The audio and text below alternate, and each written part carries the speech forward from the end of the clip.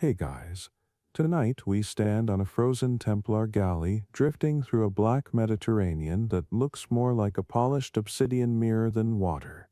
And before you roll your eyes thinking, oh great, another medieval misery story, let me assure you, this one comes with sea spray that can slice your skin and prayers so cold they freeze midair. You probably won't survive this, at least not with all 10 fingers intact. So, before you get comfortable, take a moment to like the video and subscribe, but only if you genuinely enjoy what I do here. I mean it, this isn't one of those guilt trip intros, and while you're at it, tell me in the comments where you're listening from and what time it is because somewhere, someone's listening to this while a real storm rages outside, and that's poetic justice. Now, dim the lights, maybe turn on a fan for that soft background hum, and let's ease into tonight's journey together. The deck under your boots groans like a tired whale, wood expanding and contracting in slow agony as frost blooms in delicate white veins across every plank. The Templars' flagship, Santa Gloria, isn't meant for these northern waters, yet here it is, its hull creaking under a skin of ice, the red cross on its sails stiff as parchment. You move carefully, your breath clouding in front of your face, realizing that every exhale feels visible, tangible, as if your soul itself is escaping in puffs of vapor. A novice named Etienne stumbles past you, carrying a bucket of brine for de-icing the ropes, muttering a prayer that sounds halfway between Latin and begging. The cold has a personality here. It doesn't just bite, it negotiates, whispering promises of numbness if you'll only stop moving. From the forecastle, a bell chimes once, soft and eerie, marking the midpoint of the night watch, and you're reminded that this isn't just any crew. It's the military arm of a religious order that believes heaven can be reached by discipline, not comfort. Somewhere below deck, men sleep in armor because frostbite doesn't care about vows of poverty. There's a faint rhythm to the ship, the sigh of wind through ropes, the slap of waves like a heartbeat, the distant murmur of a psalm hummed by someone too tired to remember all the words. You catch the scent of tallow candles mixed with salt and tar, and it hits you that this is what holiness smells like at sea, grease and faith congealed together. The stars above you look sharp enough to cut. Orion hangs over the mast like a celestial compass that doesn't care which direction points home. One Templar at the helm traces the sign of the cross before adjusting the tiller, as if divine geometry can correct a rudder frozen half-solid. You think of how absurdly brave or stupid it is to bring Crusader ideals into a winter ocean that doesn't believe in Jerusalem. The sea has no holy land, it has only depth, and that depth is patient. A piece of ice slides off the railing, shattering like thin glass, and the sound makes the men flinch more than they would at thunder. They say the order's motto is non nobis domini, not unto us, O Lord, but here, tonight it feels more like, please, not again. Somewhere in the dark a gull screams, and every man freezes because gulls don't usually follow ships this far north. One of the veterans, a scarred knight called Raymond, spits and mutters that it's a lost soul trapped in feathers. The novices nod like it's doctrine. You laugh quietly to yourself, the sound stolen by wind, and realize humor is your only insulation. Historically, of course, the Templars did sail, most famously from their strongholds in Acre and Cyprus, ferrying pilgrims and supplies. But records of their winter voyages are scarce, perhaps because anyone sane avoided writing during hypothermia.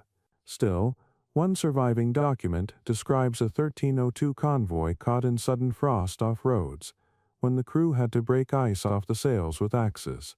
That's a real fact. Everything else you're imagining right now is probably worse. Etienne returns, face pale, saying the pump's frozen solid, and the captain just nods like the sea's decisions are beyond argument. You rub your hands wishing for gloves, remembering a fringe tidbit from an old maritime chronicle claiming that some Templar captains rubbed their skin with goose fat to keep warmth in. Maybe it worked. Maybe they just smelled like poultry. Scholars still debate whether such animal anointments were superstition or early thermodynamics, but right now you'd happily bathe in a barrel of it. A gust hits, hard enough to tilt the ship, and the deck becomes a chessboard of sliding boots and curses disguised as prayers. For a moment you swear you see the reflection of the moon splitting across the ice like a blade, and you think if holiness could freeze, this is what it would look like. Your breath slows, the ship steadies, and somewhere behind you the helmsman whispers that dawn is still hours away. You pull your cloak tighter, trace a frost pattern with your gloved finger, and realize that every voyage worth remembering starts with discomfort. You're on the edge of the known world, and the only warmth left is borrowed from belief itself. You wake before the bell, which is impressive because the bell rings loud enough to wake the Virgin Mary herself, and you realize that on a Templar ship, time doesn't belong to the sun or stars, it belongs to the rule, that ancient schedule designed for men who believe obedience is warmer than fire. The deck trembles under your boots as the Santa Gloria pushes through slush-gray water, every oar stroke a prayer and a punishment rolled into one. The Templars have divided their night watch with monastic precision, 3 shifts each 2 hours, marked by psalms, silence, and just enough physical misery to remind you that suffering can be holy. The bell clangs again, one sharp, metallic sound that cuts through wind and thought, and every man on duty murmurs Deus Vult like it's both motivation and apology. You follow Etienne and Raymond up from the hold, where the air smells like salted leather and repentance, and watch as the first group kneels briefly by the mast before swapping places with the next. There's a rhythm to it all, like a strange maritime liturgy. One man bows, another salutes the cross stitched into his sleeve, another checks a rope for ice. Even the gull that still circles above seems to be keeping the beat. The cold burns worse tonight. Your eyelashes freeze together when you blink, and somewhere deep in your chest, your lungs complain about the job description they never signed up for. Still, no one grumbles aloud. Complaining is a sin of pride here. Discomfort is proof you're alive and not yet judged. According to the rule of the order, even at sea, every knight must pray 8 times daily, even if daily means the stars are the only clock available. You can almost imagine how the historian Jean de Joinville, who chronicled Crusader life with the flair of someone who hated it, would have rolled his eyes at this monks playing sailor, sailors pretending to be saints.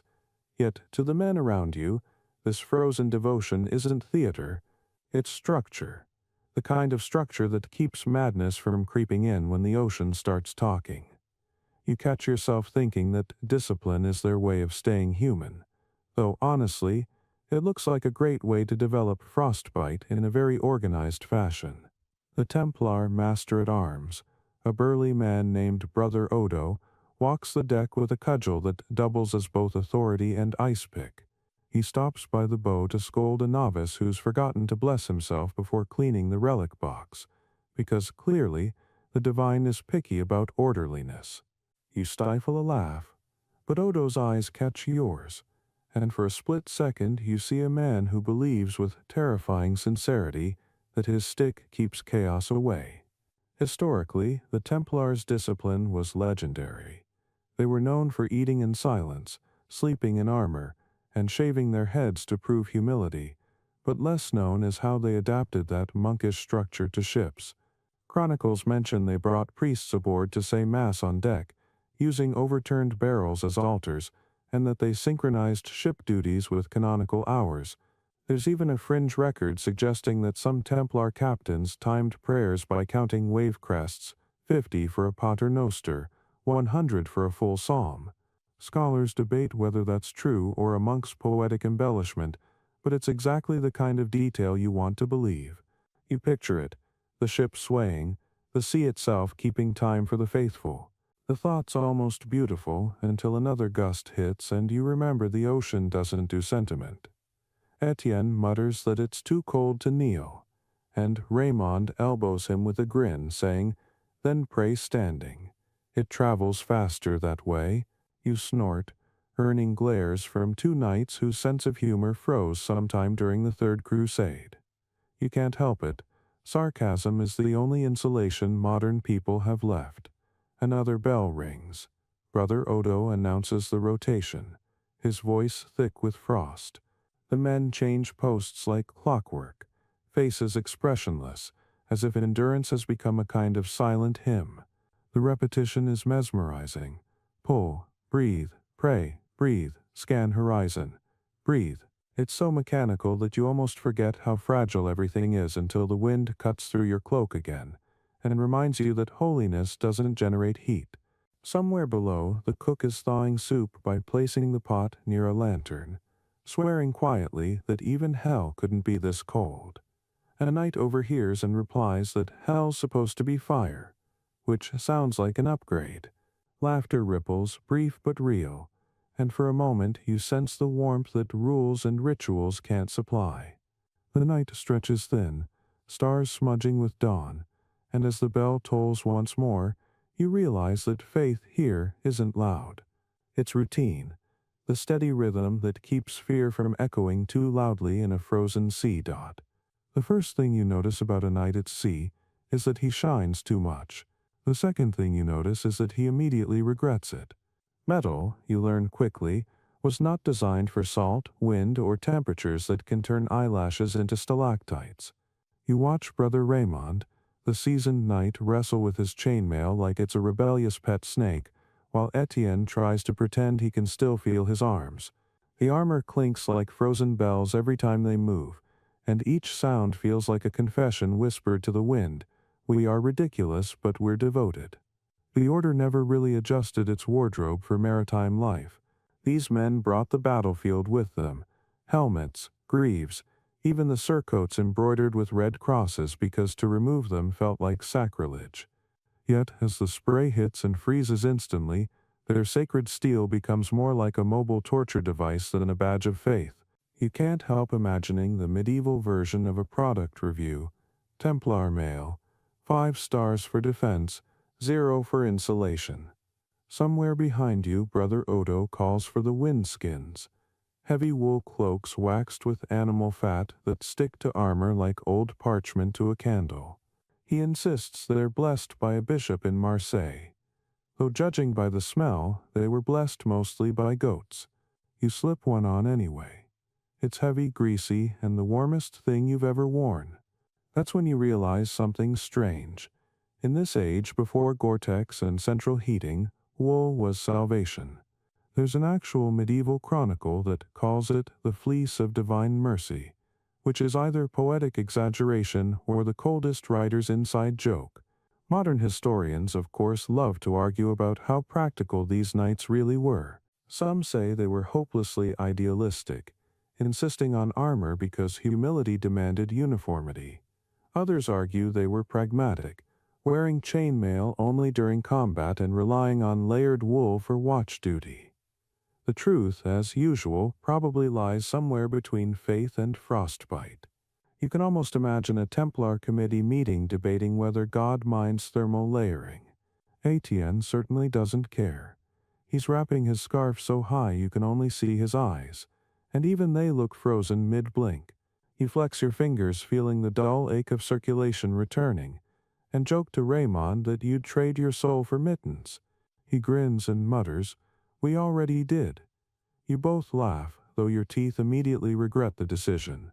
Below deck, a brazier glows faintly, its smoke curling through the planks like incense escaping confession. The men take turns holding hands above it, whispering their names to the warmth as if the fire might remember them. The scent of scorched leather fills the air. Some unlucky novice leaned too close, and someone jokes that it smells like burnt penance. Even Brother Odo smirks at that. You step outside again, and the wind slaps you instantly, the kind of slap that feels personal. The sea, black and silver, hisses against the hull, spitting shards of frozen foam. The sail creaks, a sound like bones settling in an old grave. The Templars adjust ropes, their movements mechanical, uncomplaining. There's comfort in uniform misery. You think.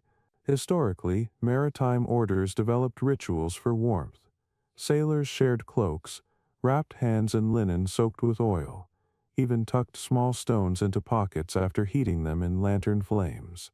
One particularly strange account, probably apocryphal, claims that Templars rubbed their armor with crushed nettles to stimulate blood flow. You glance at your metal sleeves and decide historians can keep that experiment to themselves. The night deepens. The wind grows cruel. But there's something steady, almost holy, in how these men endure, like their faith has become muscle memory. You realize that belief here isn't about words or doctrine. It's about not taking the armor off even when the world tells you to. You breathe in the salt, feel the sting, and admit quietly to the wind, the sea, and yourself that maybe that's its own kind of courage. The lamp sways like it's breathing with the ship, its circle of gold light, the only proof that warmth still exists anywhere in this watery monastery.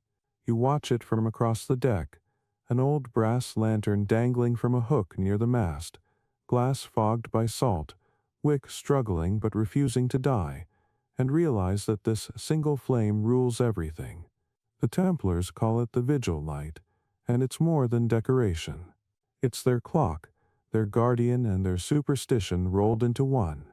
Every shift, Brother Etienne checks the wick's height with a small iron rod etched in tiny marks, muttering verses under his breath like a priest with stage fright. If the flame ever goes out before dawn, the order believes it foretells disaster, a superstition borrowed, oddly enough, from pagan sailors long before Christ's birth. You stand closer, hands hovering near the heat, watching the flame bow with every gust but never surrender, and you think that's faith in miniature form. The rest of the deck seems to orbit it. Men whisper prayers facing its direction.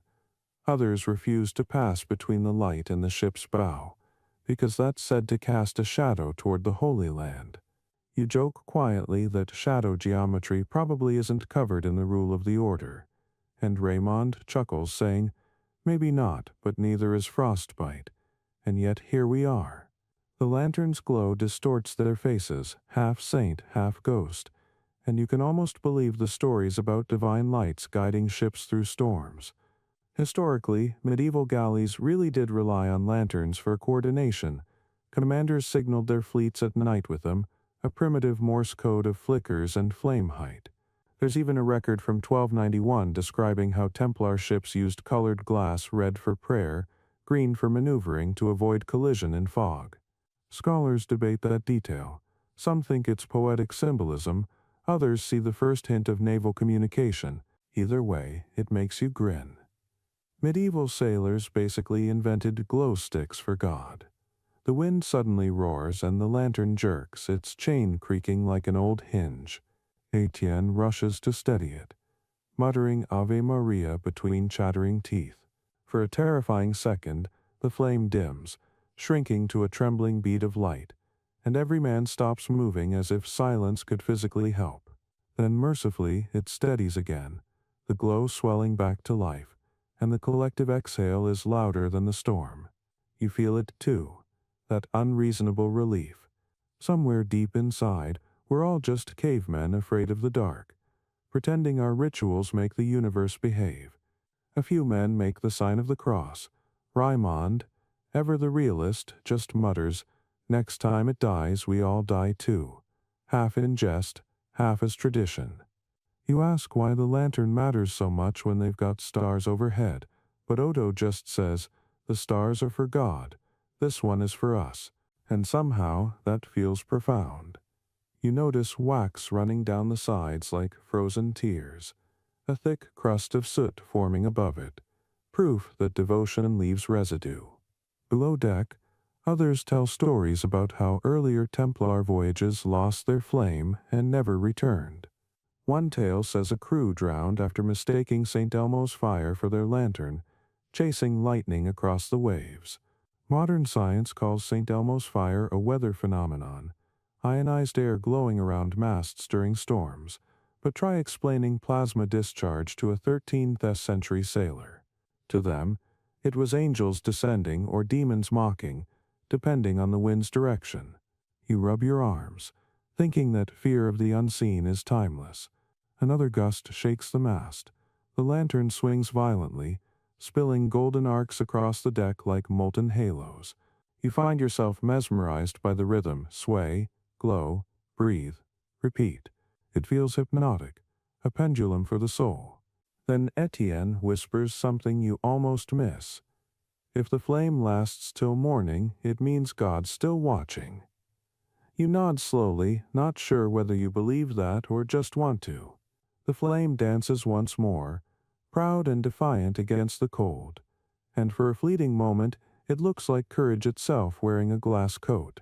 By dawn, the sea looks almost edible, flat as pewter and crusted with salt so thick it sparkles like sugar in the first gray light, and you're hungry enough to consider licking the railing. Then you remember the railing is basically medieval iron rusted with 12 years of Templar fingerprints, so you think better of it. The men are already at work before the sun even clears the horizon, scraping ice off ropes, checking barrels, and trying to pretend that breakfast is not the single worst moment of the day. Brother Etienne hands you a small wooden bowl filled with something that was once peas but now resembles relic dust. Dried fish follows, hard as roof tiles, salty enough to tan leather. You bite down and immediately understand why the Templars were always fasting. It's easier to call it devotion than dental risk. Raimond grins at your expression, his beard rimed with frost, and says, "Don't chew, just believe." He's joking, but not entirely wrong. In a world without warmth, faith doubles as flavoring. The Order's galley kitchen, if you can call it that, is a cramped corner near the stern where a cook named Hugo rules like a minor deity of grease and blasphemy. He's technically not allowed to curse, but since Latin doesn't have a word for stupid piece of salted cod, he makes do. The stew bubbling in his cauldron smells of onions, tar, and hope. The steam fogs the ceiling so thickly it looks like incense in a cathedral gone rogue. Historically, Crusader diets at sea were infamously bland: hardtack, beans, brine water, occasionally wine so sour it could double as vinegar. Yet records mention they sometimes added vinegar on purpose, believing it purified the soul and kept black bile away. Modern historians roll their eyes. Medieval physicians, of course, blamed everything on bile. Still, a fringe chronicle from 1287 claims one Templar fleet carried barrels of dates soaked in seawater to prevent melancholy. Scholars argue if that's medical or metaphorical, but you decide it's definitely disgusting. Etienne mutters grace before eating, words quick and muffled by chattering teeth. Halfway through, Raimond interrupts him to ask if sanctity still counts when your soup's trying to kill you. Etienne shrugs and says, "Only if you finish it." They both laugh, and so do you, because humor tastes better than anything Hugo serves. The Templars weren't supposed to complain. Rule number 69 forbids murmuring at meals, but if you count laughter as murmuring, they're all sinners tonight. You sip from a wooden cup of warmish ale, thin as rainwater but blessedly wet, and it feels almost divine. The air below deck is a stew of human effort, sweat, wax, salt, smoke, and something that might be sanctity if sanctity smells faintly of onions. The combination is unbearable, yet familiar, like the world's holiest locker room. You watch the men bow their heads in silent thanks after eating, and despite the absurdity, the frozen fish, the clanging armor, the prayers mumbled around missing teeth, you feel a kind of grace settle over the room. The sea groans outside, an endless sermon reminding everyone how small they are, and still they eat, they laugh, they pray. That's what holiness looks like when stripped of marble and gold. It's survival, flavored with salt. Someone passes around a crust of bread so stiff it could be used as a shield. Hugo calls it the Lord's armor. You tear off a piece, gnaw on it until your jaw protests, and think that faith is maybe just a matter of chewing the impossible and pretending it's enough. Then, just as you're about to close your eyes, Brother Odo claps his hands and declares it's time for morning psalms. Groans rise from the benches, but no one disobeys. The men gather on deck, breath clouding like incense again, and chant in low, ragged harmony while the sea answers with its own rhythm. The sun finally pushes through the mist, gilding the frost like powdered gold leaf on a monk's manuscript, and for a heartbeat you forget the misery. You're just one more voice among many, warmed by sound, by presence, by the absurd dignity of men singing in armor about heaven while floating in what feels like hell. And you realize not for the last time, that holiness isn't always pure, it's often just persistence, salted and served cold.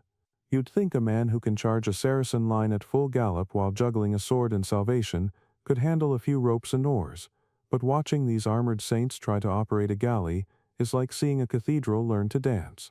You lean against the frozen rail as Brother Etienne fumbles with a knot that looks like it was tied by divine accident, while Raymond stands behind him, shouting conflicting instructions that make as much sense as medieval plumbing. Under, then over. No, over, then under. No, wait, pray first, then pull. The rope snaps tight, splattering salt across both their faces, and you realize that if the Lord truly helps those who help themselves, this ship is unsupervised. The sea heaves gently, mockingly. One knight loses his balance, sliding across the deck like a sanctified bowling ball, and lands with a clang so loud even the gulls judge him. It's a miracle that anything gets done. Historically, of course, the Templars weren't born sailors.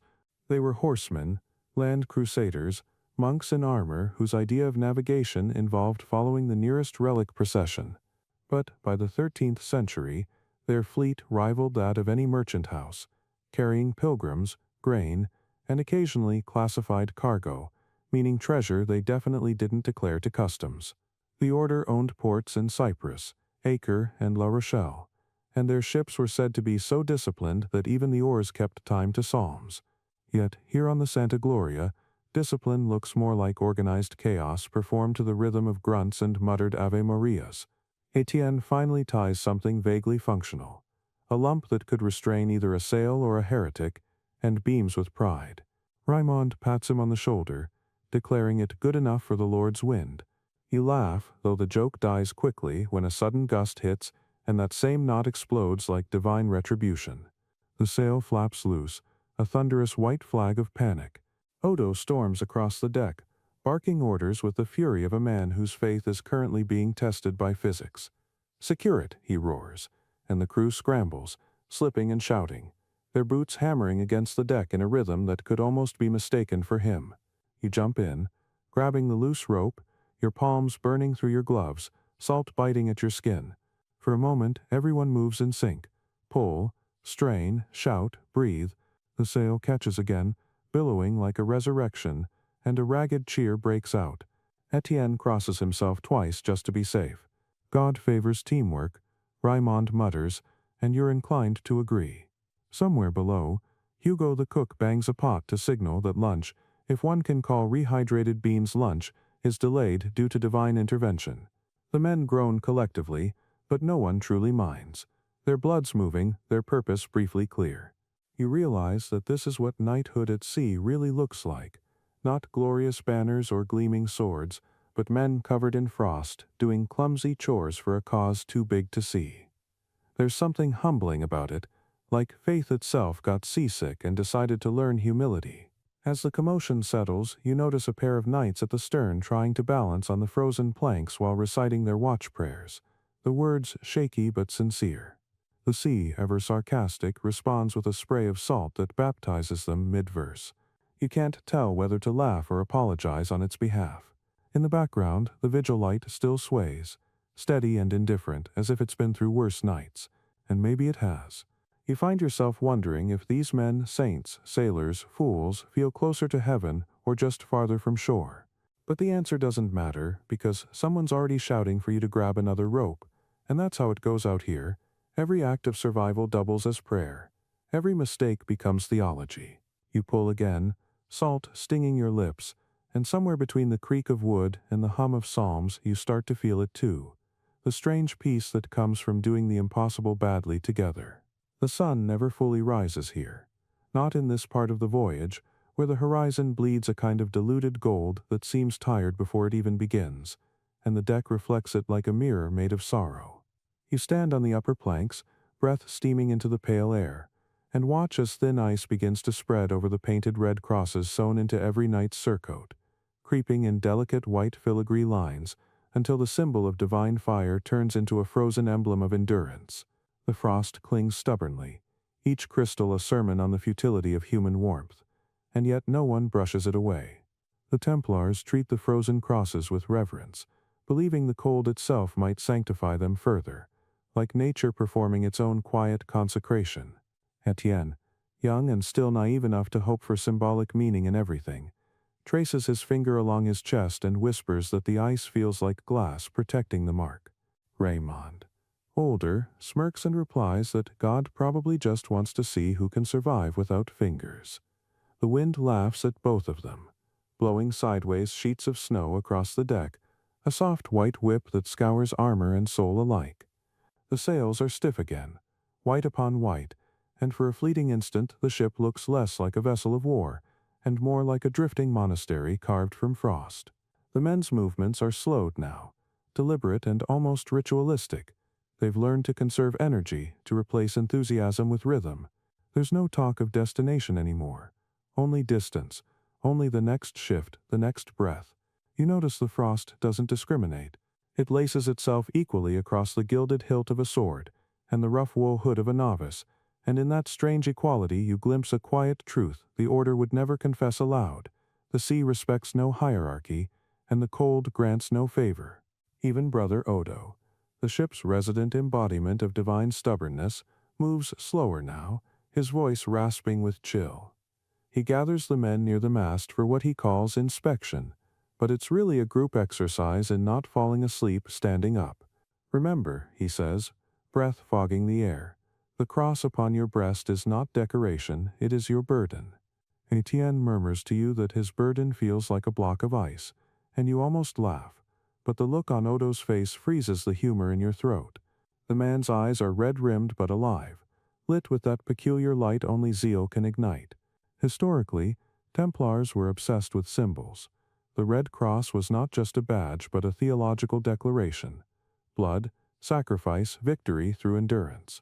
Chroniclers record that knights wore it even when the fabric disintegrated, sewing fragments onto new tunics like sacred relics of their own effort. There's even a record from 1281 describing a commander who ordered his men to re-dye their crosses with crushed berries after their original pigment faded, lest heaven forget who we are. Scholars today debate whether that's literal or metaphorical, but right now, staring at the frost-etching crystalline veins over that same symbol, you can't help thinking that heaven's memory works in strange ways. The cold deepens, snow begins to collect on helmets, turning every Templar into a reluctant saint wearing a halo of frost. Raymond jokes softly that they all look canonized by accident, and Etienne, ever devout, insists that maybe that's how it's supposed to be. You watch their breath rise together like incense and think that this might be the closest thing to holiness you've ever seen. Men united not by triumph but by shared discomfort. Below deck, Hugo the cook bangs on his pot again, signaling warm broth, though warm is a generous word. The men shuffle below in small groups, the clatter of boots echoing through the hull like distant thunder. You stay behind with Raymond, who's scraping frost off the ship's rail using a dagger, the metal squealing faintly. You ever think, he mutters, that maybe God doesn't send trials to test us but to remind us we're not in charge? You ask why a man like him, who's fought in sieges and watched kingdoms collapse, still bothers to serve, and he just shrugs. Because I like the uniform. Then, after a pause, and because someone has to steer when everyone else is praying, you grin. But there's something deeper in his tone, a tired reverence for the simplicity of duty. The sky above is clear now, diamond blue, cruelly beautiful. The stars from last night have retreated, leaving only the pale sun and a horizon of hard light. The ship creaks with every swell, its joints moaning like an old chapel's floorboards. You look up at the mast and see icicles forming from the ropes, each one glinting like a dagger forged from time itself. The sight makes you wonder about the endlessness of it all, how the order preaches eternity while trapped in a moment that refuses to move. You can feel your own heartbeat sync with the rhythm of the ship, slow and mechanical, like prayer beads clicking underwater. Somewhere aft, Etienne has begun humming a hymn, something about Jerusalem and mercy, and soon others join in, their voices weak but sincere, carried away by wind before it can sound like unity. You close your eyes and imagine that same tune echoing across centuries, through different decks, through other ships, other lives, proof that even exhaustion has an afterlife. The historian in you remembers a curious note from a 14th century account written by a Venetian chronicler. He claimed that Templar sailors sang psalms of freezing, verses improvised to describe the body's rebellion against the elements. He dismissed it as madness. Modern scholars call it coping. Either way, you understand it now. Singing doesn't stop the cold. It just convinces you the silence isn't winning. Hours pass, the frost thickens. The red crosses darken beneath their icy glaze, barely visible now as though the sea itself is erasing their defiance. You reach out and touch one on Etienne's cloak. It feels like glass, slick and fragile. Beneath it, you feel the faint heat of his body, proof of life beneath ritual. And suddenly you realize that's the secret. The frost may cover the cross, but it doesn't extinguish what's beneath. Faith here isn't loud or blazing. It's quiet, buried, beating faintly under layers of survival. You think of other frozen things. Rivers, relics, memories, and how they all thaw eventually. Though rarely when we expect, the wind changes. Colder now. Sharper. Carrying flakes that sting your face like fine sand. The ship lurches, groaning.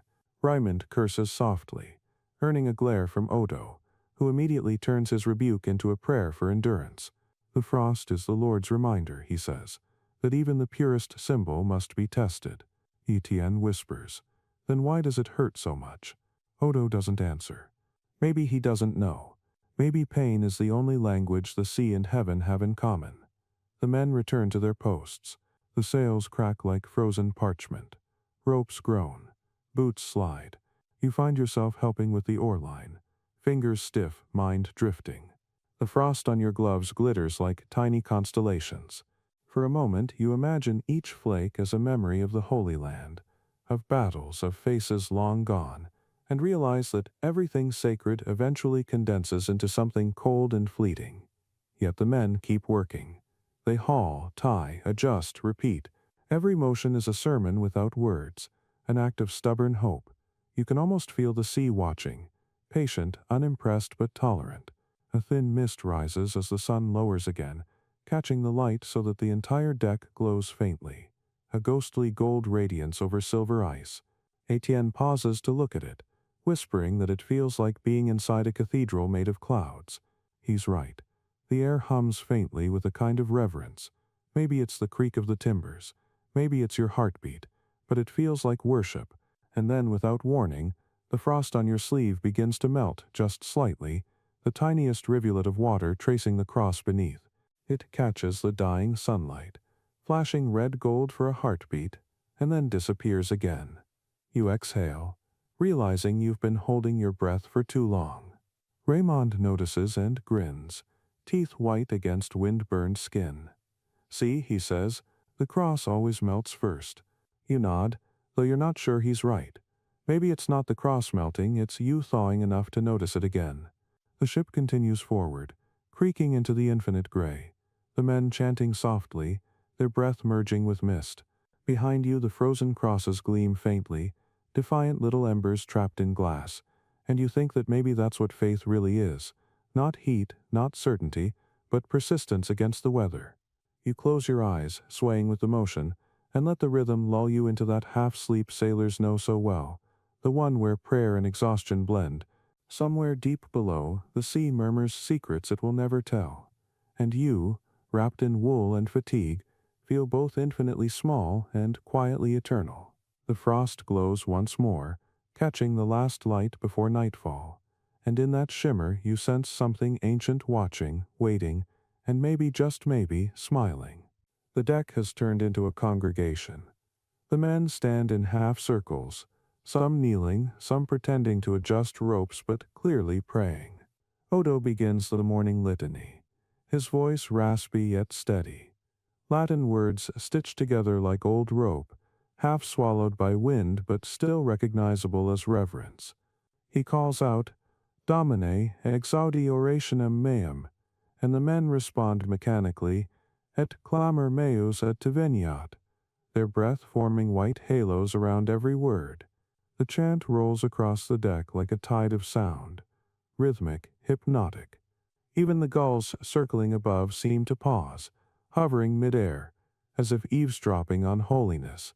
The bell rings again, 3 times this time, and Odo lifts his hands. This, he says, is the sermon of the sea.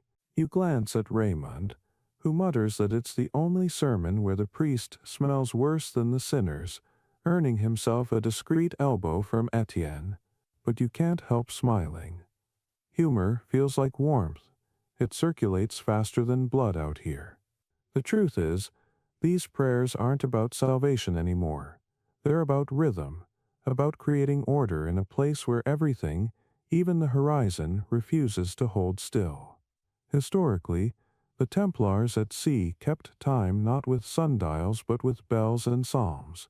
A document from 1294 describes a psalter bell that marked canonical hours, matins at midnight, lauds at dawn, prime mid-morning, and so on, each shift of work and worship defined by sound.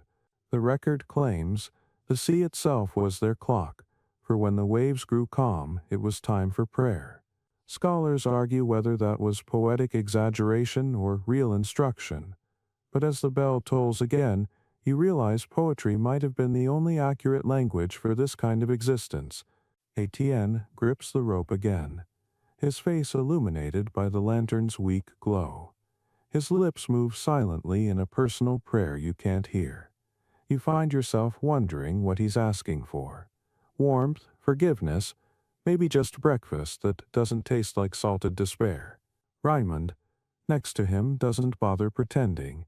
He's too busy keeping the rhythm of his steps in sync with the bell.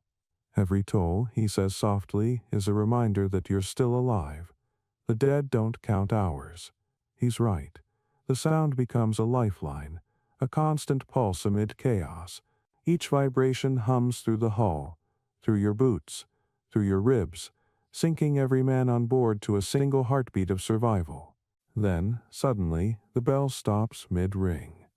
Etienne's hand freezes halfway down the rope, his eyes wide. The wind howls louder, the ship groans, and a collective silence spreads like spilled ink. Odo's head snaps up. Pull again, he commands. Etienne obeys, but the bell only gives a dull thud, the kind of sound that makes sailors look at one another and not speak. Frozen, Raymond mutters. He's right.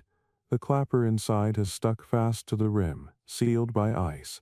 For a heartbeat, everyone stands motionless, unsure whether to fix it or cross themselves. It's absurd, yet the fear feels real. In the medieval mind, silence could be an omen. The rule of the order demanded that bells ring through every hour of service, and when they didn't, men saw it as divine disfavor. Odo, naturally, refuses to indulge superstition. He stomps toward the mast, grabs the frozen bell in his bare hands, and yanks hard. A sharp crack echoes. Ice splinters fall like glass, and then, mercifully, the bell rings again, loud and defiant, scattering the tension like frightened pigeons. The men cheer quietly, relief sounding suspiciously like faith. Etienne exhales so hard you think he might pass out, while Raymond claps him on the shoulder. See, he says, even heaven freezes sometimes. You find yourself laughing again, but softly. The bell resumes its pattern. Measured, relentless, holy. As it rings, you start noticing how the sound changes depending on where you stand. Near the mast, it's pure metal clarity. By the bow, it becomes a soft hum layered with the sea's whisper. It's like hearing theology turned into acoustics. You imagine medieval chroniclers writing about this, men claiming to hear angels in the overtones or demons in the echoes.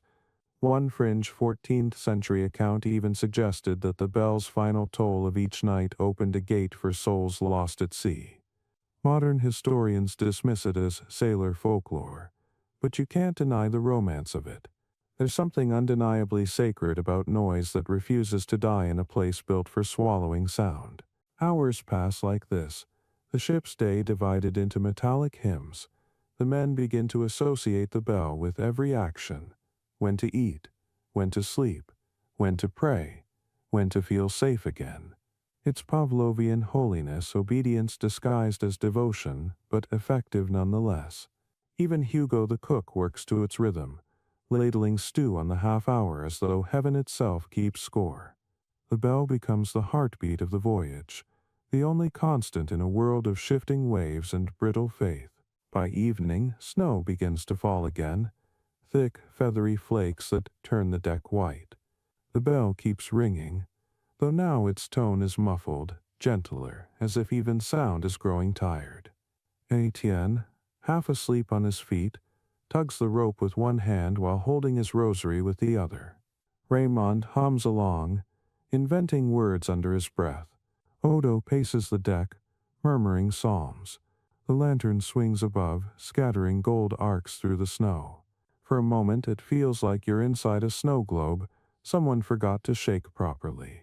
A small, enclosed world ruled by one bell and too much faith. Then, amid the stillness, the ship's cat, a scraggly gray creature named Pax, jumps onto the rail, startling everyone.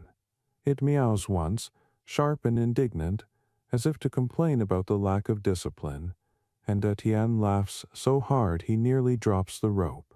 Odo frowns, muttering that animals shouldn't mock sacred duty, but even he's smiling. You realize, absurdly, that laughter and bells serve the same purpose here. They both remind the living that they're still capable of sound. The bell tolls again, one final time before nightfall. Odie removes his gloves, touching the bronze surface with reverence. "She speaks for all of us," he says softly. Etienne asks why the bell is a she, and Odie replies because she endures the cold and still sings. The men murmur in agreement, a brief moment of poetic unity amid exhaustion. You look at the bell and see how frost has formed delicate patterns around its edge, like lace or scripture written by winter's hand. Each breath of wind makes it tremble faintly, and for the first time you think you understand why the order treats it like something alive. Below deck, the prayers continue. Above, the stars begin to pierce the sky, one by one. The bell remains the bridge between both worlds, earthly and divine, human and eternal. You stand beside Etienne as he gives the final pull for the night, the tone echoing into darkness, swallowed slowly by the wind. It fades, then vanishes entirely, leaving only the sound of waves and your own heartbeat. For a long while, no one speaks. Then Raymond says quietly, "When it stops ringing, I always think maybe we dreamed it." You look out over the water, where fog swirls like incense, and whisper back, "Maybe we did." The sea doesn't answer, but a faint hum lingers in your chest, the echo of the bell, the echo of faith, the echo of everything that keeps these men alive when reason should have let them go. And as the lantern dims and frost creeps back across the crosses, and the ship drifts further into the endless cold, you realize that sound, any sound, is the only proof that the story isn't over yet. The night returns like a vow you didn't quite agree to keep, stretching endlessly across the ship until time itself feels thin and fragile. You're standing by the bow now, wrapped in every layer of wool you own, your breath rising in soft ghosts while the rigging above you moans like a living thing. The wind has a voice tonight, not the shriek of a storm or the whistle of ordinary weather, but something lower, drawn out and strange, a sound that wavers between lament and lullaby. You tilt your head and listen, and for the first time in days you realize the Templars aren't just enduring the sea, they're praying with it. The ropes hum, the mast groans, the wood creaks in slow rhythm, and suddenly the ship sounds like a choir conducted by the wind. Etienne swears quietly that it's angels. Raymond insists it's ghosts of drowned monks rehearsing bad hymns. Odo, overhearing, corrects them both. It is the breath of God himself, passing judgment on slack ropes. No one laughs this time. The sound deepens, swelling into long harmonics that rise and fall with each gust. It fills every corner of the Santa Gloria, turning the hull into an enormous organ pipe. You can feel the vibration under your boots, inside your chest, even behind your eyes. It's as if the sea has learned Latin and is chanting it back at its creators. The men fall into silence, a kind that feels less like fear and more like awe. The stars above are buried in a gauze of cloud, the horizon gone completely. There's only wind and rhythm, prayer without words. In the flickering glow of the lantern, faces look sculpted from bronze and snow, hollow-eyed, hollow-cheeked, but illuminated by something fierce and quiet. Historically, sailors believed wind carried voices. Chronicles from both Templar and Venetian fleets record singing air as a sign of divine attention. A 1298 letter from a Templar captain off Rhodes describes the ship speaking to itself in chords and masts, claiming the tones matched the intervals of known Gregorian modes. Scholars later dismissed it as coincidence or exhaustion-induced hallucination, though one eccentric 19th-century musicologist tried to prove rigging could replicate medieval chant patterns under tension. He failed, but you can't help thinking the old captain might have been right, because tonight, even you hear it, a faint pattern of thirds and fifths rising and falling in patient repetition, the world's coldest psalm. Etienne begins to hum along, softly at first, then stronger, matching the rhythm perfectly. The others join one by one, their voices ragged, their Latin fractured by fatigue, until the line between man and wind blurs completely. You murmur with them, feeling the air vibrate inside your lungs in harmony with the ropes. For a brief moment, the entire ship feels weightless, suspended not on water but on sound. The wind answers with a long, resonant sigh that shakes the sails and sends frost dust swirling like incense. The harmony breaks suddenly when a gust tears through, snapping one of the ropes near the forecastle. The twang echoes like a plucked string gone mad, slicing the chant in half. Etienne startles, crosses himself and mutters, "The Lord rebukes us." Raymond smirks despite the tension. Or he just doesn't like our pitch. The laughter that follows is nervous, fragile, but necessary. Odo orders the men to replace the line immediately.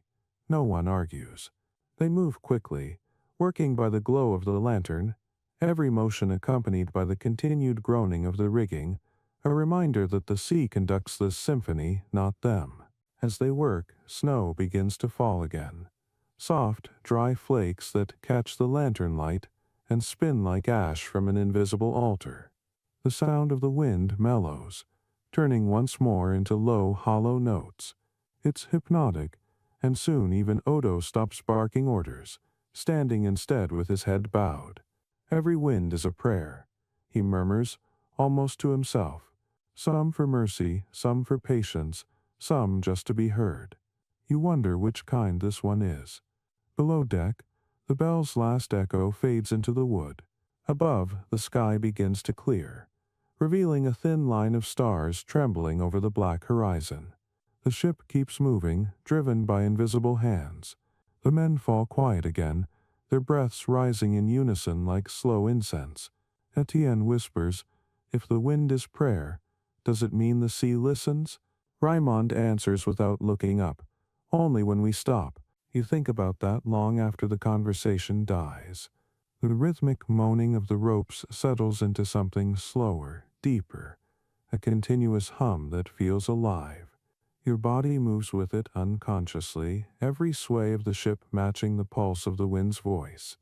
It's as though the world has been simplified to three elements: the living, the cold, and the sound that connects them. For centuries, sailors claimed that when the wind sang it meant souls were passing nearby. Some believed it was warning, others comfort. A fringe medieval text even asserts that the faithful who perish at sea are carried to heaven upon the breath of God, their final psalms hidden in the currents. Historians scoff at such notions, yet standing here you understand the poetry of it. You can feel how easily faith might be mistaken for weather, and weather mistaken for faith. Out here the line is not thin, it's gone. Hours pass, and the chant of the rigging never fully stops. You start hearing patterns that might not even exist, intervals repeating, rhythms aligning with the slow sway of the ship. The sound lulls you into that half-sleep peculiar to sailors and insomniacs, where the body remains upright but the mind drifts elsewhere. You imagine you're back in port, watching monks chant in a stone chapel. Then you blink, and it's the mast instead of a column, the lantern instead of a candle. The sound stays the same. You realize the sea has built its own cathedral. No walls, no altar, just endless air vibrating into meaning. At one point, Etienne leans toward you, eyes wide with something between fear and wonder. "Do you hear it say words?" he asks. You shake your head, but even as you do, you think maybe you do. Faint syllables hidden in the gusts, the same vowels monks use when they breathe through plain song.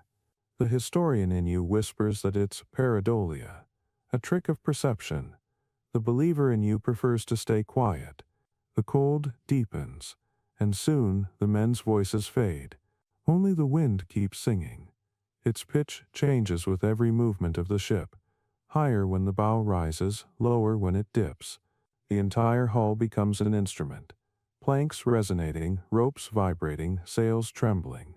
You remember reading about Aeolian harps, those ancient devices designed to let the wind play through stretched strings, creating random haunting melodies. Maybe this ship is just one enormous version of that, strung by faith instead of wire. You close your eyes and let it wash through you, this strange holy music. Then a new sound cuts through. Not wind, not wood, but something human. It's Etienne again, whispering the Salve Regina under his breath, the words fragile but pure.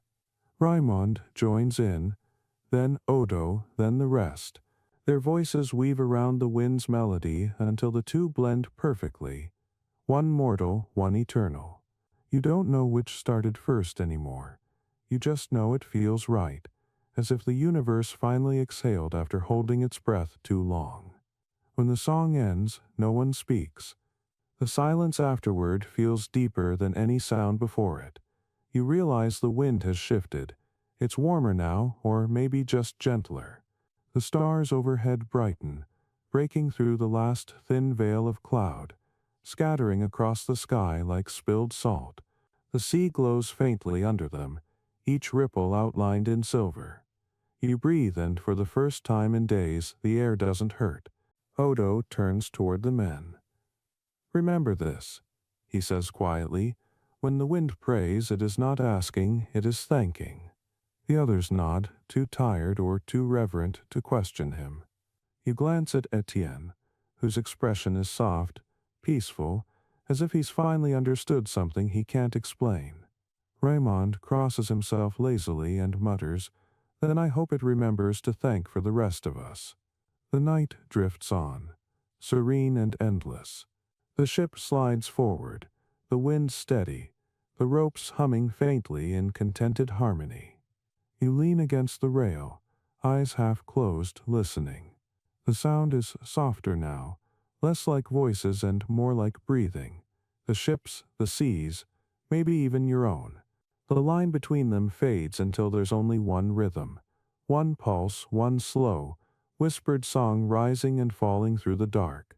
It feels like prayer, not because it asks for anything, but because it exists, because in the middle of the freezing void, something is still singing. You stand beside him, trying to read his expression, but the light from the lantern distorts his face into planes of gold and shadow. "She wanders," he says, meaning the compass, though it sounds like he's talking about himself. "It used to point true, back when I still believed the world had a center." He snaps the lid shut and leans back, sighing through the frost that clings to his beard. The deck creaks beneath the weight of dawn. The first rays of sun pierce the fog like dull spears, illuminating flakes of salt frozen midair. Etienne appears with a pot of thin tea, offering it like a peace treaty.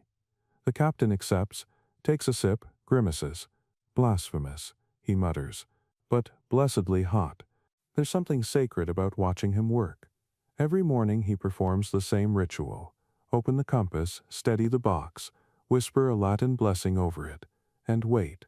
The men believe his breath is part of the calibration that God himself listens for it. Historically, such rituals weren't uncommon.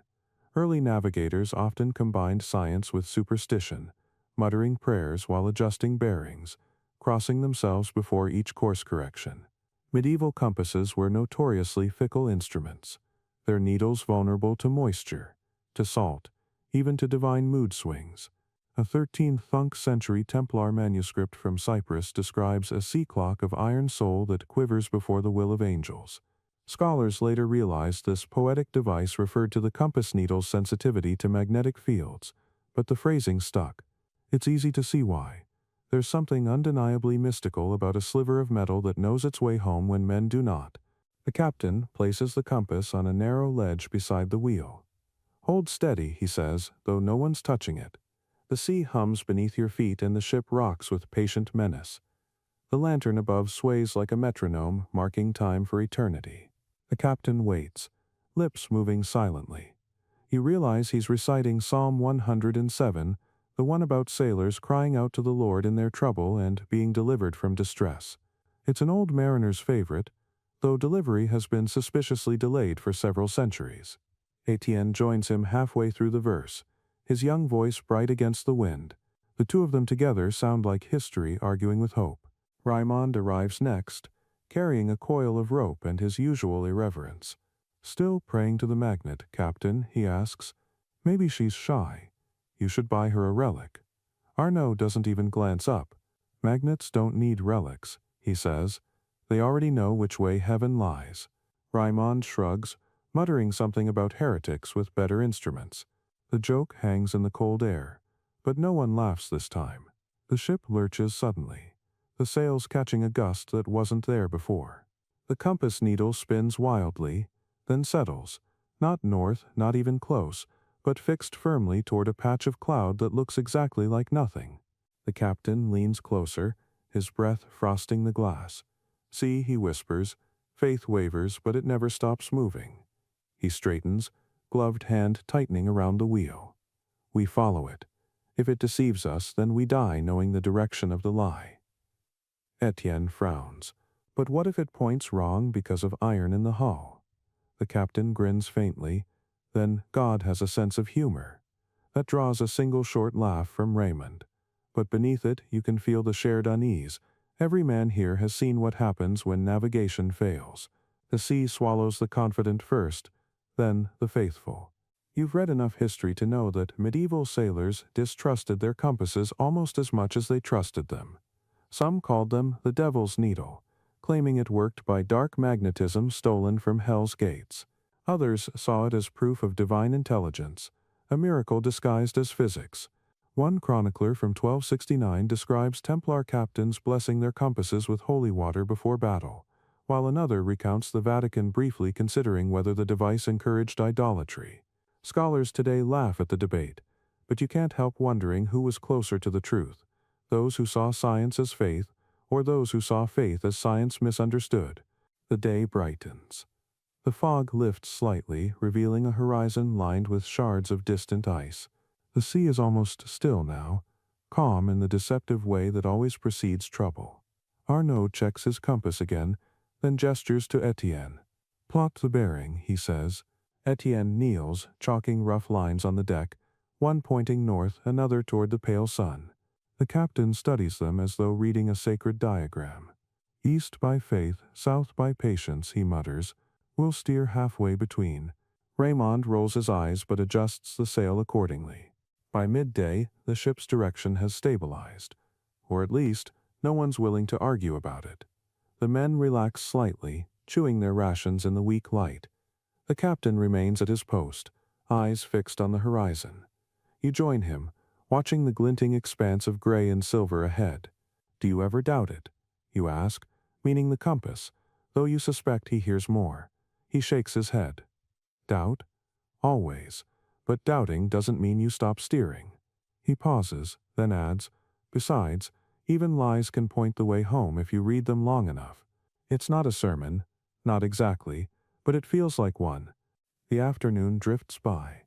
The sky turns the color of dull pewter, heavy with unshed snow. Etienne hums a hymn softly while cleaning his blade.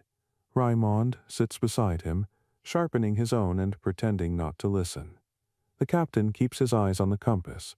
Every few minutes, he taps the box lightly with one finger, a habit he swears keeps the needle honest. Once he glances up and says, almost dreamily, "The earth itself moves beneath us, yet this little soul of metal knows its way." There's comfort in that. Even the smallest thing can find truth. You think about that long after, about how men like him, men of the cross and chain, spent their lives chasing invisible lines through chaos, hoping the universe would meet them halfway. Toward evening, a faint glow appears on the horizon. Not sunset, but the shimmer of icebergs catching the dying light. The captain studies them through narrowed eyes, then opens the compass again. The needle quivers, uncertain, then swings slightly east. "There," he says quietly. "We follow that light." Etienne hesitates. "It could be reflection, sir." "All light is reflection," the captain replies. "Some just remembers where it came from." As the ship turns, the hull groans, and snow begins to fall again. Soft, relentless, endless. The men secure ropes, lower the sail, prepare for another long night. The compass glows faintly under the lantern, its surface flecked with frost, the needle shivering but steady. The captain places his palm over the lid, closing it gently as though tucking a child to sleep. "Enough for today," he whispers. "Tomorrow she'll wake pointing home." When he finally steps away, you linger. The deck is quiet, except for the creak of wood and the whisper of falling snow. You kneel beside the compass, running a finger along the box's edge, and feel the warmth still lingering from his hand. It's strange to think of faith as magnetic, invisible yet pulling everything toward one unseen center. You glance at the sky, where the stars have begun to appear through thin veils of cloud, and realize that all of navigation, faith, direction, survival, depends on trusting what you cannot see. A gust of wind rocks the ship gently, and somewhere inside the box, the needle shifts again, trembling with renewed life. It points not north, not east, but directly toward that fragile line of light on the horizon. You don't know whether it's truth, illusion, or simply luck. You only know that every man aboard will follow it because it's all they have. The captain's compass, you realize, isn't meant to find land, it's meant to keep their hope from drifting. And as you rise to your feet, snow collecting on your cloak, you whisper to no one in particular, "Let it be enough." The sea answers only with silence, but the compass keeps pointing anyway, trembling gently, faithful to the very end. Night falls like a curtain drawn too fast, erasing the thin horizon line between sky and sea until you can't tell which direction gravity points. The Santa Gloria groans under the weight of cold air and history, her planks sighing as if every nail remembers another voyage. You stand near the rail with Etienne, watching the fog thicken until it moves like breath, curling and recoiling as if alive. "She's coming," Raymond mutters behind you, voice half mocking, half afraid. "The Aquila Dei." You've heard the story already. Every sailor on this ship has, but hearing it at midnight with frost crawling across your sleeves and the compass needle twitching for no reason makes it sound less like rumor and more like prophecy. The Aquila Dei, the Eagle of God, was a Templar galley said to have vanished somewhere between Crete and Acre 40 years earlier. Depending on who you ask, she sank in a storm, was swallowed by ice, or simply sailed too close to heaven and forgot how to come back down. Chronicles mention her briefly, a ledger listing her cargo as grain, relics, and 30 souls of service, but sailors built her legend from absence. They say her sails glow faint blue in moonlight and her bell tolls without wind. No one who sees her returns unchanged. The church calls the story blasphemy, but Odo insists it's a lesson. Even holy ships can lose their way. Tonight, as the fog rolls tighter, you swear you see shapes moving inside it. Pale outlines, masts without sails, light without flame. Etienne grips your arm hard enough to bruise. "There," he whispers, pointing toward the port bow. Through the mist, a faint glow pulses, slow, rhythmic, like a heartbeat underwater. At first you think it's lightning trapped inside the cloud, but then you hear it, the distant clang of a bell. Once, twice, 3 times. Not the steady, ordered tone of the Santa Gloria's brass, but something deeper, hollow, like bronze soaked in centuries. Odo crosses himself immediately. "Saint Elmo's fire." Raymond says quickly, forcing a laugh that doesn't reach his eyes. But no one answers.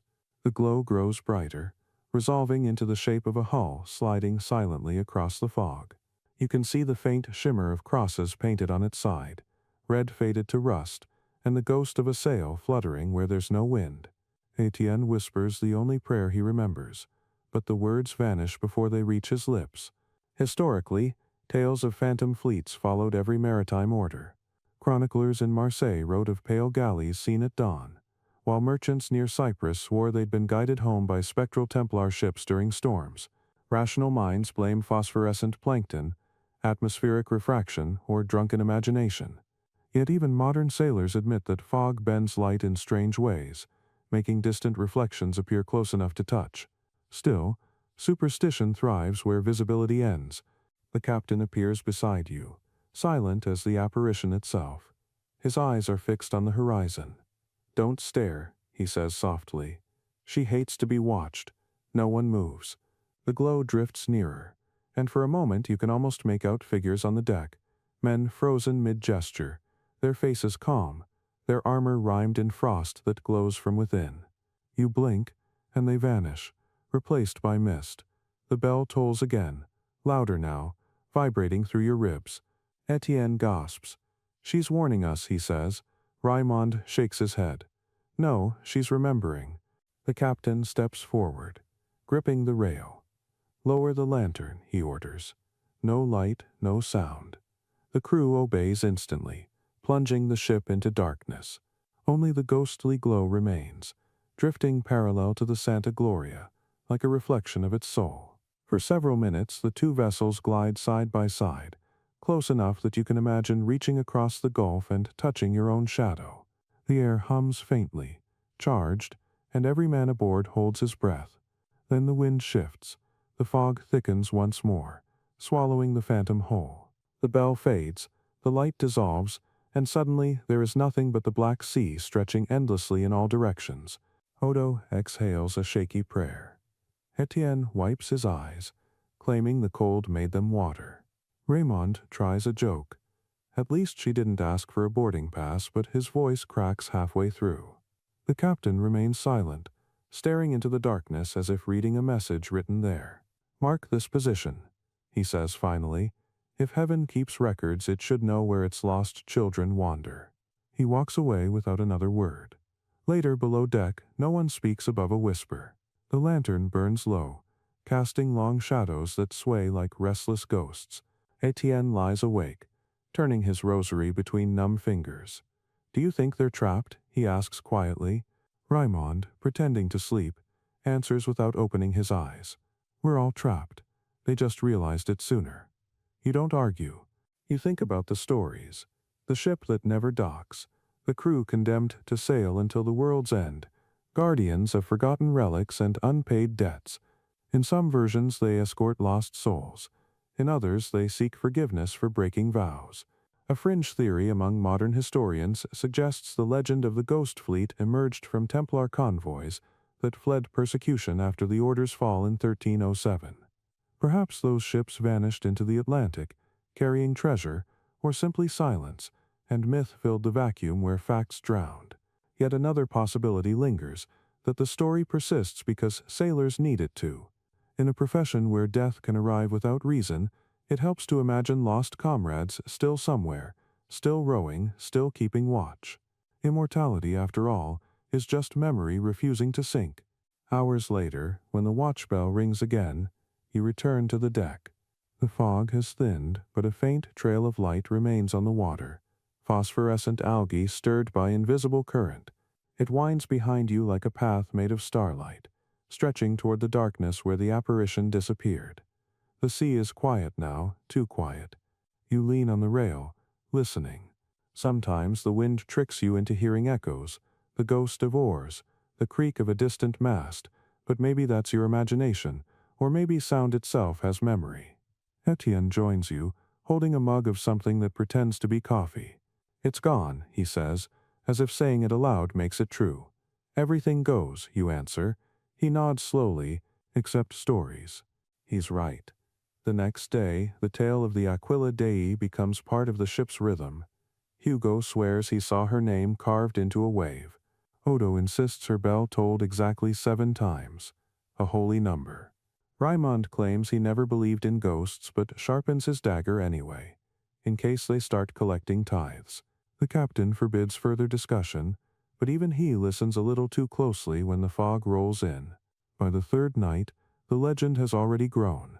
Now there are 2 ships in the mist, then 3, a whole spectral fleet sailing beside them. Someone jokes that they're running parallel to eternity. You laugh, but quietly. The laughter feels thin, like frost over fear. When you finally sleep, you dream of the ghost ship. Not terrifying, just still. You walk her deck and find no crew. Only relics, helmets filled with snow, crosses carved from salt, a compass that spins even when the world stands still. You look over her bow and see your own reflection staring back, whispering something you can't quite hear. Then the bell rings once, deep and slow, and you wake with your heart matching its rhythm. Outside, the sea is calm again. The Santa Gloria sails forward, her lanterns burning, her men whispering prayers that double as promises. Somewhere out there, in a fold of fog or a trick of time, the ghost ships of the Order continue their eternal patrol, guarding a faith that refused to die even when its owners did. You watch the horizon until dawn, waiting for the glow to return, and when it doesn't, you smile, because absence too is a kind of miracle. And in this frozen world, every miracle, even the invisible ones, keeps the living moving toward morning. It begins with a thud beneath the deck, a sound that feels heavier than its cause could justify. The men freeze mid-step. Etienne looks up from the rope he's coiling. Raymond, halfway through sharpening his dagger, stops mid-draw. Even Odo, who dismisses superstition as the lazy man's theology, frowns toward the hold. Another thud follows, slower this time, like something being dragged or shifting its weight after a long sleep. The captain appears from his cabin almost instantly, face drawn, eyes colder than the air. "Seal the hatch," he orders, but the command comes too late. Curiosity moves faster than discipline. Raimond is the first to disobey. "It's just a crate," he mutters, lighting a small lantern. The light spills across the wooden steps, catching the frost like veins of silver. You follow despite yourself, because silence at sea is dangerous, and secrets are worse. The air grows colder as you descend, thick with damp salt and something older, like the breath of stone cathedrals. The smell of iron sharpens. The thuds have stopped, but the echo lingers, pressed into the ship's ribs. At the bottom, wedged among barrels of grain and rope, sits a small iron-bound chest half buried in straw. It's unmarked except for a single symbol, a Templar cross surrounded by concentric circles, the outermost etched faintly with letters half worn away by time. Etienne kneels, brushing frost off the lid. "This wasn't in the inventory," he says quietly. The captain descends after him, slower now, lantern in hand. The light trembles across his face as he looks at the chest. "No," he answers, "it never is." They open it together. The lid groans, resisting, then gives way with a sigh like an old confession. Inside lies a small object wrapped in oilcloth. Raymond peels it back with the caution of a man expecting curses. A dull gleam emerges. Metal, but not quite. You lean closer. It's a cross, yes, but not of any design you've seen. Twin-barred, blackened by age, its surface etched with lines that shimmer faintly as though absorbing the lantern's glow. At its center sits a shard of something translucent, maybe quartz, maybe something stranger. Etienne crosses himself.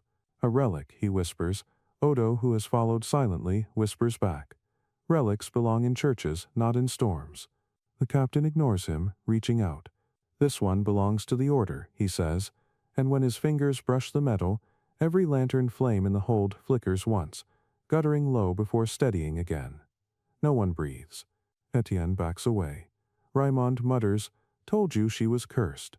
You remember reading about the Templar reliquaries rumored to contain shards of saints' bones, drops of holy oil, even fragments of the true cross itself. Most were lost or destroyed after the trials, but some, the stories say, were hidden on ships during the final exodus. One chronicle claims that a single relic, forged with iron from fallen swords, could calm seas or summon storms, depending on the worth of the hands holding it. Historians dismiss this as propaganda. Standing here, watching frost crawl up the captain's sleeve as he lifts the cross, you're not so sure. He sets it carefully on the table, and the metal clicks softly against the wood, a sound that echoes too long. Etienne whispers, "It hums." He's right. There's a faint vibration, barely audible, more felt than heard. Odo kneels beside it, murmuring Latin verses of consecration. The words hang in the air, heavy, until one of the lanterns goes out completely. The remaining flame flares brighter, casting shadows that dance like skeletal fingers across the wall. Enough, the captain snaps. It's a relic, not a ghost. He orders it re-wrapped, resealed, and stowed back under lock, but none of the men move. Finally, Raymond sighs and steps forward. "If it keeps us warm, I'll pray to it myself." He touches the corner of the cross before wrapping it again, and jerks back, eyes wide. "Cold," he says. "Too cold." Etienne reaches out to test it and finds the cloth frozen solid. They store it anyway, deep in the hold, chained to the beams to keep it from shifting. Still, from that night onward, the temperature drops further. The deck gathers frost faster, the sails freeze even when the wind is mild, and a thin sheen of ice forms on the captain's water barrel. The men stop joking about the relic. No one speaks its name aloud. A few days later, Etienne wakes screaming, claiming he dreamt of a cathedral beneath the waves, its windows glowing with trapped sunlight and voices singing without breath. Raymond tells him to stop eating Hugo's stew before bed, but he admits he dreamt of the same place. You do too, though you don't confess it. In your version, the cathedral doors are open, and the relic sits on the altar, pulsing faintly like a heartbeat. Odo begins performing evening prayers twice instead of once. The captain forbids him to mention the relic, but Odo disobeys quietly, muttering that holy objects demand acknowledgement or they grow restless. He sprinkles salt water near the hold and marks the hatch with chalk crosses. Raymond calls it superstition until a barrel shifts on its own one night with a sound like a sigh. Historically, sailors believed relics carried their own temperaments. Some were warm, protective, benevolent, while others were cold, meaning they preserved miracles by feeding on them. A 14th century record from Marseille describes a Templar convoy lost after carrying a reliquary too holy for human company. The chronicler notes, "It froze the air, and the crew mistook its silence for peace." You remember that line vividly now. The captain starts sleeping near the helm, refusing to go below deck. His face grows hollower each day, his eyes fixed on horizons that never change. One night you find him staring at the compass, which trembles as if alive. "It points nowhere now," he says. "Not north, not east. Maybe it listens to the relic instead." You want to tell him it's impossible, but you remember how the needle shivered when the chest opened. The next morning, the frost thickens into a skin of white glass over the deck. Etienne slips and nearly falls overboard. Raymond catches him just in time. "We're sailing on a tomb," he mutters. Hugo, the cook, refuses to go below at all, claiming he hears breathing in the hold. When the captain orders him to fetch supplies, Hugo spits on the deck and says, "Let your relic feed itself." The night that follows feels endless. The sky glows faintly green, an aurora reflected in black water. The relic's hum, if that's what it is, seems to echo faintly through the timbers. You sit awake, watching frost creep along the walls like veins of silver. It moves too quickly to be natural. Etienne whispers prayers until his lips crack from the cold. Raymond mutters that if God wanted them to freeze, he'd have built this ship out of marble. Odo doesn't answer. He's kneeling again, whispering blessings toward the floorboards. At midnight, the ship lurches violently. Every lantern goes dark at once. The air crackles, sharp with the smell of iron and salt. You hear the unmistakable sound of chains straining below deck, then falling slack. The captain rushes to the hatch, flings it open, and stops. A faint light glows from the hold, steady and pale as moonlight. The relic, still wrapped, shines through the cloth. The frost on the walls glitters in response, as if the ship itself is listening. No one moves for what feels like an eternity. Then Odo descends the ladder. "If it's divine, it will calm," he says. "If it's cursed, it will test." He kneels beside the chest, presses one palm against it, and begins to pray. The glow dims, flickers, then steadies again. The men exhale collectively, relief flooding the air like warmth. But when Odo stands, his handprint remains burned into the frost on the lid, perfectly outlined, white against white. By dawn, the relic is silent again. The frost melts slowly. The compass points north. The sea, after weeks of defiance, is calm. No one speaks of what happened. The captain writes nothing in the log. Yet from that day forward, every man aboard begins carrying something small in his pocket, a splinter of wood, a scrap of cloth, a fragment of ordinary life, as if to remind themselves they are still human. You visit the hold once more before leaving port weeks later. The chest is still there, locked, cold, harmless, or so it seems. As you reach to touch it, your breath clouds the air in front of you, and for an instant you hear a faint hum again like a heartbeat beneath ice, steady and patient. You step back quickly, heart pounding. Some faiths need distance to remain safe. When you climb the ladder, dawn breaks over the horizon, blinding white on frozen water. The ship creaks, alive again, carrying its secret as it always has. And you understand now why the Order hides its relics at sea. Because water forgets nothing, yet tells no one. The Santa Gloria sails on, lighter in her motion but heavier in her purpose, the frozen cross below whispering softly to the waves. Neither curse nor blessing, only memory made metal, waiting for the next voice brave enough to listen. By the time the next week bleeds into night again, the compass has become more ornament than instrument, its needle sluggish, its faith exhausted. The captain leaves it closed now, as though embarrassed by how human it has turned out to be. Instead, the men have begun steering by stars, or what they think are stars, since half the time the sky refuses to show itself. On nights when the fog relents and the heavens spread open, the deck transforms into an observatory of frost and breath. Etienne lies on his back beside the mainmast, eyes glassy with sleepless wonder, while Raymond squints upward and insists every constellation looks like a dead fish. You, meanwhile, are simply grateful for light that doesn't flicker like the lanterns or freeze like the sea. The world above seems endless, precise, arranged, proof that something, somewhere, still obeys rules.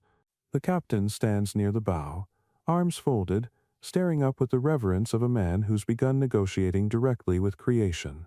"We'll follow the North Star," he says, pointing toward a speck barely visible through cloud. Odo shakes his head. "That's not Polaris," he mutters. "That's Mars, and it moves." The captain smiles faintly, teeth glinting in the weak starlight. "Then we move with it." There's no irony in his voice. The sea groans as though objecting, but the men obey. They adjust the sails by instinct, more ritual than navigation now, and the Santa Gloria begins her slow turn beneath a cathedral ceiling of frozen light. It's easy to forget how medieval sailors learned to read the sky. No charts, no sextants, no fixed latitude, just memory, faith, and the willingness to be wrong until the world forgave them. Chroniclers mention Templar navigators training in the art of astral correspondence, believing that each star corresponded to a virtue, patience, obedience, courage, chastity. To steer by them meant aligning one's soul as much as one's vessel. A fringe manuscript even claims they could calculate longitude by prayer, though modern historians prefer to call that poetic delusion. Still, you can't deny the strange symmetry of it all. The heavens as scripture, the ship as pilgrim. Etienne keeps a crude map scratched into the deck with chalk, a web of circles and arrows that only he understands. He names constellations as he sees them: the sword, the gate, the crown of snow. Most aren't real, but the act of naming feels powerful, almost creative. Raymond teases him endlessly for it, yet even he admits he sleeps better knowing someone's giving order to the chaos above. "Call that one Mercy," Raymond says one evening, pointing at a dim cluster low on the horizon. Etienne nods solemnly and does so. The next morning the sea calms slightly, and Raymond winks at you. "See, I told you naming helps." Odo overhears and mutters that superstition is the devil's astronomy, but he marks the same cluster later in his prayer book. The nights stretch on, each colder than the last. Frost paints the rigging silver. turning ropes into frozen strings that shimmer in the starlight. When the wind moves through them, they hum faintly, as though the ship itself is learning to sing. The sound blends with the rhythmic creak of the hull until it becomes a kind of music, strange, wordless, eternal.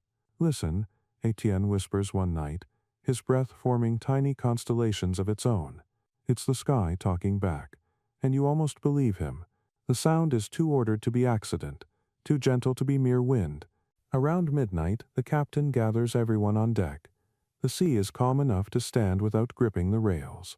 A rare mercy. Above, the stars burn bright, unbroken by cloud. "There," he says, pointing toward a dense cluster just east of the mast. "Do you see it?" Etienne nods first. "The hunter," he says, "though it's no pattern you recognize."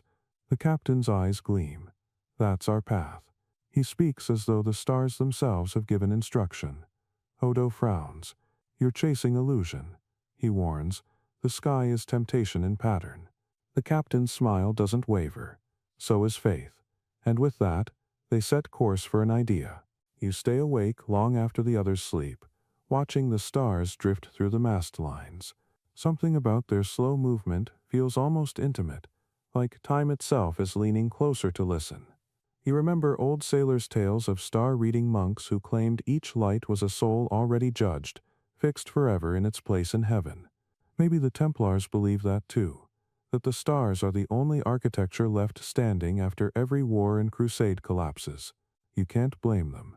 Down here, the world keeps shifting. Winds, tides, loyalties. Up there, at least, the illusion of permanence holds. Still, not all the stars behave. One night, a bright streak cuts across the sky, vanishing behind cloud. Etienne gasps. "A sign," he cries. Raymond smirks. "Of what?" "Change," Etienne says softly. "Or warning." The captain glances upward, his expression unreadable. Either way, it points the same direction.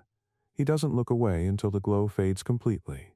The next morning, the wind shifts east again, filling the sails perfectly. No one mentions the coincidence. As days bleed into nights, the crew grows obsessed with their celestial scripture. Odo begins recording each evening's sky in a leather-bound log, sketching constellations and writing prayers beside them. His handwriting shakes from cold, but the devotion steadies him. Etienne carves tiny crosses into the rail for every star he identifies. The wood begins to look like a fragment of heaven itself, dotted with small shining symbols of belief. Raymond jokes that soon the ship will sink from holiness. Hugo mutters that at least it would sink upward. Historically, star maps weren't just tools. They were testimonies. Every medieval chart mixed astronomy with theology, lines of latitude intersecting with lines of verse. One surviving Templar document even includes a psalm written directly onto a diagram of Orion, suggesting the constellation was once read as a hymn. Scholars still argue whether this blending of faith and navigation was genius or madness. Watching these men now, you suspect it's both. One evening, while the others sleep, the captain invites you to the bow. The sea glows faintly under the stars, each wave catching light like molten glass. He points upward, tracing with his finger. "Do you know why the order sails by stars?" You shake your head. "Because the stars are constant." He smiles faintly. "No, because they move slowly enough for us to pretend they aren't." His voice is soft, worn down by years and weather. The church changes, kings fall, relics vanish, but the sky waits. It forgives our illusions. He pauses, watching his breath drift upward. We mistake stillness for eternity. But maybe eternity is just motion too slow to fear. You want to tell him that's the most beautiful sermon you've ever heard. But the words freeze halfway up your throat. Instead, you just nod. The stars above ripple faintly as clouds pass, and for a heartbeat you see your reflection in the captain's eyes. Small, flickering, temporary, but real. At dawn, Etienne wakes first and gasps. The sky has cleared completely, revealing a panorama of impossible clarity. Stars still visible even against the growing light. It's as though the heavens themselves forgot to close. The men gather on deck speechless. The captain raises his hand and whispers, "Look how they burn," even when they should be gone. For a moment, no one breathes. Then Odo begins to sing a slow, low chant. Etienne joins him, then Raymond, then you. The song is ancient, maybe improvised, its rhythm following the gentle rocking of the ship. The sound floats upward, and for the first time, the stars seem to flicker in response. When the chant ends, silence returns, thick and heavy but not empty. The captain closes his eyes. "We'll keep this course," he says, "until the stars change their minds." No one argues. You feel the ship tilt slightly, finding a new rhythm in the water. The frost gleams along the rail. The air smells faintly of snow and iron. The compass remains closed, forgotten, its authority transferred to the heavens. That night, the crew sleeps without fear for the first time in months. You stay awake, lying beneath the mast, staring up at the map of light stretched endlessly above. The stars seem closer now, their reflections rippling on the sea like lanterns dropped by God. For a moment, you imagine that if you reached out far enough, your hand would come back shining. You think about all the things men have used to find their way. Faith, magnets, relics, one another, and realize none of them last forever. Only wonder does. As the wind hums through the frozen ropes, the ship glides forward, guided not by steel or superstition but by the quiet mathematics of light. You breathe, matching its rhythm. The sea below, the sky above, the ship between, all of it in motion, all of it part of one slow, patient compass that has been turning since before the first prayer was whispered. You close your eyes. The stars remain where they are, or seem to. And that illusion, as the captain said, is enough to keep the world believing in direction,